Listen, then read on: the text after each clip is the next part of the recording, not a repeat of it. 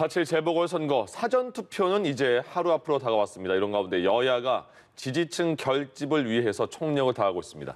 오늘부터 선거 투표가 끝나는 7일 오후 8시까지 여론조사 결과를 공개하거나 보도할 수 없는데요. 이제부터 지지도나 당선 가능성 예상 등을 수치로 파악하기가 어려워집니다. 관련 내용을 포함한 정치권 이슈들 박진영 더불어민주당 상근 부대변인, 조청래 전 국민의힘 여의도연구원 부원장과 함께 짚어보도록 하겠습니다. 네, 두 분 어서 오십시오. 예. 안녕하세요. 이제 내일부터 바로 사전투표가 내일하고 모레 시작이 되잖아요. 예. 이낙연 선대위원장이 대국민 사과를 했어요. 어떤 의미일까요? 이제 LH 사태부터 있었던 이제 민심 위반에 대한 사과인데요. 그런 부분도 있지만은 이 선거라는 측면에서 봤을 때 여당이 좀 너무 많이 이겼어요. 한 제가 알기로 한 4연승, 5연승 정도 한 것 같은데 그 중간에 이제 정권이 한 5년 차 정도쯤 되면은 이 국민들이 아무리 잘해도 사실 실적 느끼거든요. 그런 측면에서 한번 심판하고 싶다 이런 생각을 가질 수 있는데 그게 딱 이 메이저 선거인 이 서울시장, 이 부산시장 선거에 딱 걸려버린 거죠. 예. 그런 측면에 좀 쉽지 않은 상황이 됐는데요. 예. 선거에서 이제 우리 보통 이 표를 이야기할 때 제일 감정이입이 되는 표가 이제 동정표라고 합니다. 이 약자들을 응원하는 그런 측면에서 이제 사과한 측면도 있을 것 같고요. 예. 여론조사의 추이들 보시면요, 제가 정확하게 이야기할 수는 없지만은 이 보수 쪽에는 이미 표가 결집이 됐어요. 근데 진보 쪽에는 아직 이제 결집되지 않은 표들이 많습니다. 네. 그런 측면에서 이제 이 진보 쪽의 표의 결집을 위한 이 호소문, 그런 측면으로 봐야 될 것 같고요. 그리고 이제 정치적인 메시지로는 심판을 사실 받아야 됩니다. 받아야 되는데 누가 누구를 심판해? 이런 이야기를 아마 하는 상황이 아닌가 그런 생각이 듭니다. 왜냐하면요, 이 국민의힘의 서울의 후보라든가 부산의 후보들이 의혹이 너무 많습니다. 그리고 또 이분들이 과거에 이명박 박근혜 정부 시절에 흔히 하는 이 어두운 시절에 이 정책들과 연속선상에 있는 분들이기 때문에 그런 부분들을 회상시키기 위한 전략이 아닌가 이렇게 생각이 듭니다. 예. 이낙연 선대위원장의 사과는 어떻게 들으셨어요? 지금 민주당의 선거 전략이라고 할까요? 그거는 사실은 민주당의 핵심 지지층을 투표장으로 나오게 하는 거. 그러니까 조직 선거를 하겠다는 거고요. 핵심 지지층들에게 어필을 하는 게 하나의 축이고, 또 하나는 국민의힘 후보에 대해서 계속 비방전을 하는 거죠. 네거티브를 계속 하는 건데, 네. 사실은 이게 이 두 가지가 다 민주당 지지층에서 중도로 이탈하고 있는 층들을 붙잡기 위한 행보라고 저는 봅니다. 그런데 취지를 하다가 이탈한 층은 한 번 이탈하면 잘 안 돌아옵니다. 그리고 돌아오는데 굉장히 오랜 시간이 걸리고 진정성 있는 조치들이 뒤따라야 되는데, 제가 볼 때 이런 표면적이고 표피적인 호소 이런 걸로 가지고는 별 효과가 없을 거다. 예. 그리고 여론조사를 최근에 잘 보면 민주당 후보에 대한 지지율보다도 호감도가 더 낮습니다. 이건 뭐냐면 마음이 먼저 떠났다는 거거든요. 그래서 제가 볼 때는 좀 더 진정성 있는 조치들을 취하면 좋겠다 이렇게 생각합니다. 예.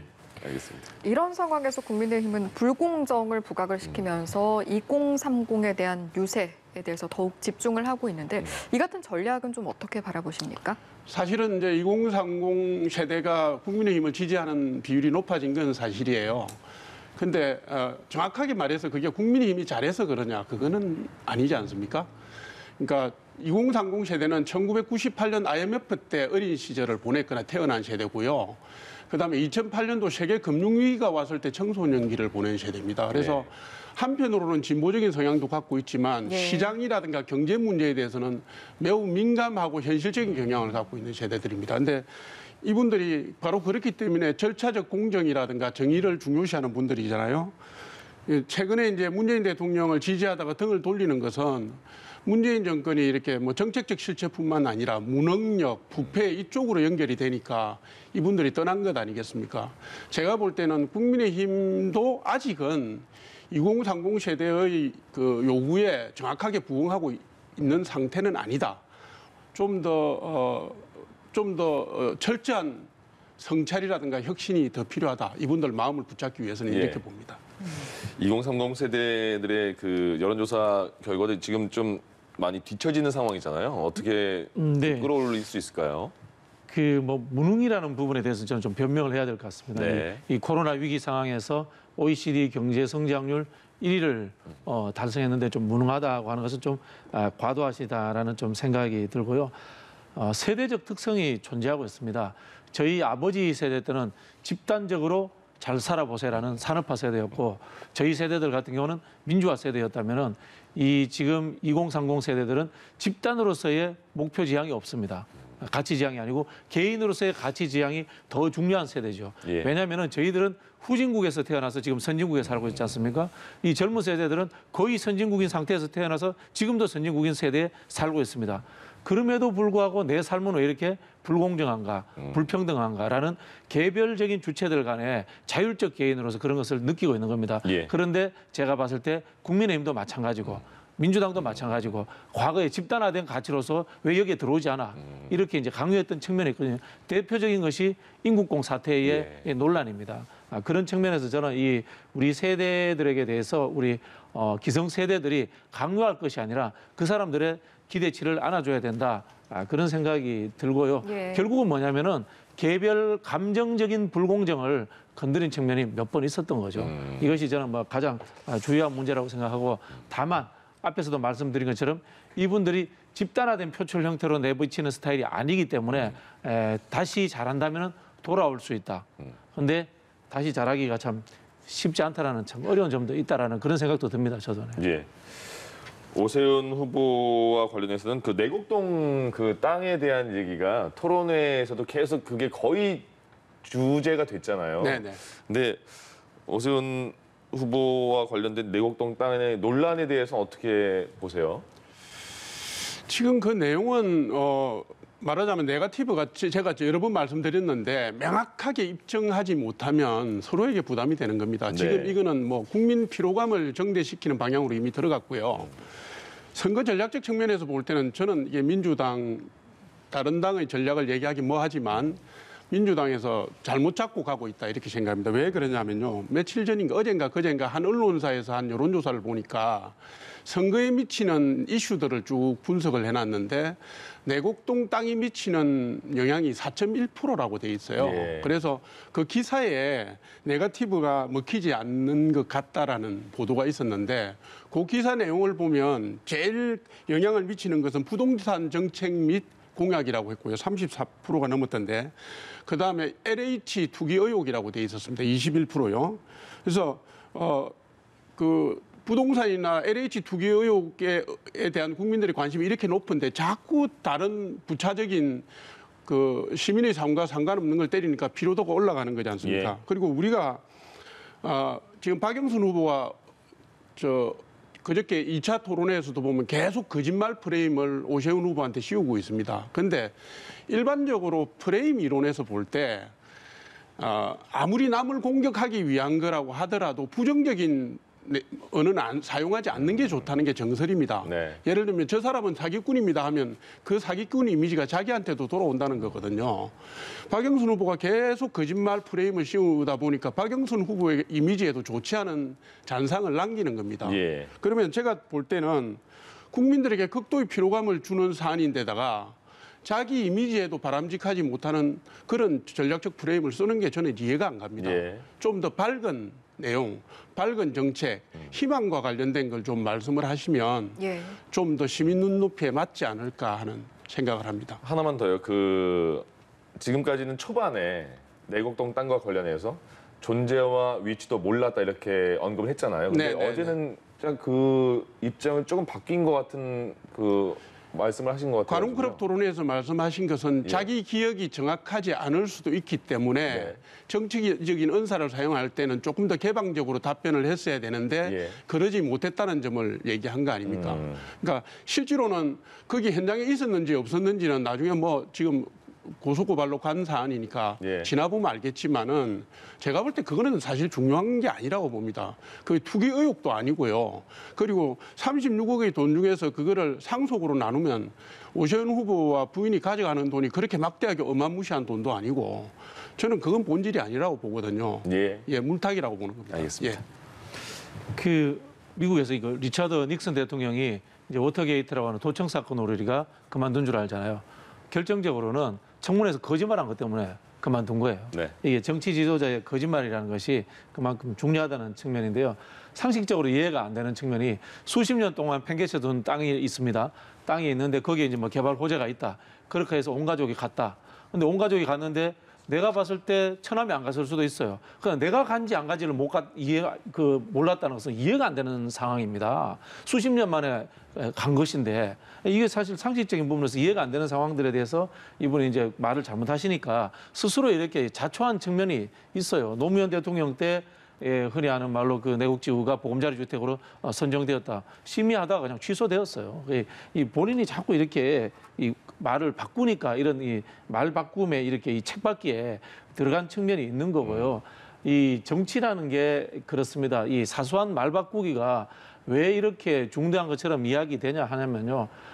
지도자의 언행이라는 것 자체가 이 같이 일하는 사람이라든가 그게 은연중에 퍼지게 됩니다. 이 흔히 하는 이 정부의 이 도덕적 해이라든가 지자체의 도덕적 해이라는 게 윗물이 흐르면 아랫물이 똑같이 흐려집니다. 예. 그런 상황들이 이제 벌어진다는 것을 말씀드리는 거고요. 예. 저도 이제 프레임 이론에 대해서 이제 동의를 합니다. 동의를 함에도 불구하고 이 정치라는 것이 한편으로는 지도자에 대한 검증과 정책의 방향성이 같이 가야 된다. 이런 측면에서 좀 말씀을 드리고 싶고요. 이번 선거가 사실 정책이 없는 선거가 돼버렸어요. 저는 여기에는 뭐 오세훈 후보도 일조했지만 사실 그 출발점은 이제 이상한 막장단이라 가지고 안철수 후보부터 이렇게 쭉 끌고 왔는데요. 뭐 하루 이틀 저기 뭐 사전 투표 남았습니다만은 지금이라도 이제 좀 메이저 정책을 가지고 정책 이슈를 만들어가는 쪽으로 좀 전환이 됐으면 좋겠다라는 바람도 제가 한번 말씀드리겠습니다. 예. 이런 상황에서 내일부터 사전 투표가 시작이 됩니다. 사실 그동안에는 높은 사전 투표율은 여권에 유리하다 이런 게 일반적인 분석이었는데 이번에는 국민의힘도 사전 투표를 좀 많이 독려를 했더라고요. 그건 뭐 간단한 거 아닙니까? 예를 들어서 문재인 정부의 최대 지지층이었던 2030 세대가 등을 돌렸고요. 예. 거기에 이어서 40대들도 이탈하고 있는데 이게 사전투표의 향방을 결정하는 게 20대에서 40대거든요. 이 부분들이 돌아서는데 예전의 정설대로 사전투표율이 높을수록 진보 후보가 유리하다는 건 말이 안 되는 것이죠. 그리고 지금 사전투표율은 사실은 꾸준한 홍보 때문에 시간이 갈수록 계속 높아지고 있습니다. 작년에 총선 때 서울시 사전투표율이 27%가 넘어 거의 28%에 육박했거든요. 그래서 이 추세는 이번에도 계속 될 겁니다. 근데 투표율은 높아지겠지만 이것이 진보 후보에게 유리한 양상으로는 가지 않을 것이다라는 것은 거의 제가 볼 때 전문가들이 보는 게 거의 동의하는 거고요. 여론조사 결과도 보면 중도층의 격차, 중도층의 후보 격차가 여론조사 전체 격차하고 비슷합니다. 추세가. 예, 약 20% 이상 차이가 납니다. 국민의힘 후보하고 민주당 후보하고. 이걸 보더라도 이번에는 그 정설이 뒤집히는 계기가 될 거다 이렇게 봅니다. 각 그 진영의 유불리 따지지 않더라도 투표는 많이 하는 게 좋잖아요. 투표는 이제 많이 하는 게 좋고요. 예. 이거는 제가 제일 전문가입니다. 네네. 이 사전 투표는 무조건 셀러리맨의 지지를 받는 정당이 유리합니다. 그렇게 분석해야 되는 게 세대나 연령으로 보는 게 아닙니다. 미국 바이든이라든가 선거에서도 사전 투표율이 바이든이 훨씬 월등히 높았지 않습니까? 이게 뭐냐면은 상대적으로 진보적인 정당이 조직화된 노동자, 셀러리맨들, 직장인들에 대한 지지를 많이 받기 때문에 한국에서도 민주당이라든가 미국의 민주당이 유리했던 거기 때문에 저는 뭐 그 흐름은 지속적으로 진행될 것이다 이렇게 생각을 하고 있고 예. 솔직히 많은 기대를 하고 있습니다. 네. 그러면 그 지금까지의 지지율만 봤을 때요. 서울시장 보궐선거를 보면 지지율이 민주당 박영선 후보가 많이 좀 뒤처지는 상황이 됐잖아요. 근데 내일부터는 여론조사 결과가 발표가 안 되는 깜깜이 기간이고요. 이 일주일 한 6일 남은 기간 중에 이게 어떤 계기가 있어서 뒤집힐 가능성 어떻게 보십니까? 이제 변화가 있을 수 있죠. 2016년 총선 때도 보면요. 이 블랙아웃 되기 전까지 새누리당이 150석 가까이 한다 이렇게 나왔습니다. 근데 결과는 완전히 뒤집어졌었죠. 네. 그리고 2010년 시장 선거죠. 오세훈 한명숙 총리가 붙었을 때 여론조사 블랙아웃 되기 전까지 17% 차이가 났는데요. 실제 오픈을 해보니까 1% 미만이었습니다. 예. 그만큼 일주일 상에서도 요동을 칠 수 있다 이렇게 보셔야 될 것 같고요. 앞에서도 말씀드린 것처럼 이제 두 가지입니다. 현재 이 지지층이 결집하지 않았다는 거 민주당 입장에 봐서는 그런 측면이 있고요. 두 번째는 뭐냐면은 중도층인데요. 중도층을 저는 어떻게 분석을 하냐면은 실제로 한국의 중도층이 한 20% 가까이 되는데요. 스윙보트 하는 중도층은 3, 4%밖에 안 됩니다. 그럼 뭐냐? 죄송합니다. 나머지 중도층은 국민의힘 중도층, 민주당 중도층이 있습니다. 예. 이분들은 그런데 본인이 내가 나가서 민주당이 찍기가 부끄럽다 이러면 투표를 안 해버립니다. 국민의힘 내가 부끄럽다 싶으면 나가서 투표를 안 합니다.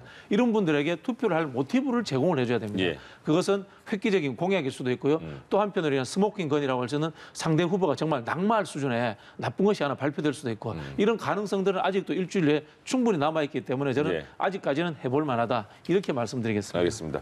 여론조사 공표 금지가 저희가 조금 전에 내일부터라고 그랬는데 오늘부터 공표가 금지가 되는 거고요. 예, 오늘부터입니다. 예, 앞으로 이제 일주일 기간은 그럼 어떻게 대응을 하실 그러니까 생각이십니까? 선거는 뭐 하루라도 변수가 발생할 수 있습니다. 그래서 네. 유동성은 뭐 언제든지 발생할 수 있다고 보는 거고요.